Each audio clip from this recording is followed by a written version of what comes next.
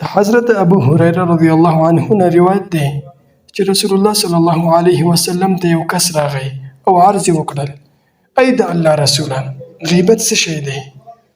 رسول الله صلی الله علیه وسلم وفرمایل: خپل ورور داسې یو شی سره یادول چې هغه بد وګڼي. هغه کس وفرمایل: ای د الله رسوله، که چیرې زه هغه کس یادوم په داسې یو شی سره چې په هغه کې موجود وي.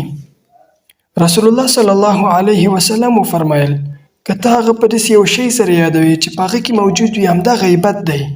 او که ته په داسې یو شی سره یادې چې هغه کې نه وي، هغه بهتان دی. پس قدرمنو ورونو، موږ ته پکار دی چې موږ ځان وساتو دې نه. ولې چې الله تعالی په قرآن مجید کې فرمایي: ولا یغتب بعضکم بعضا، یعنې د یو بل غیبت مه کوئ. او رسول الله صلی الله علیه وسلم په یو بل حدیث مبارکه کې فرمایي: الغیبة اشد من الزنا، غیبت ګناه سخته ده د زنا نه. د څه وجې نه سخته ده؟ د دې وجې نه چې موږ دا په ګناه کې شمارو نه. که چیرې یو کس زنا وکړي، نعوذ بالله، هغه په زړه کې به دا وایي چې ما ګناه کړی دی، ګناه کبیره مې کړی.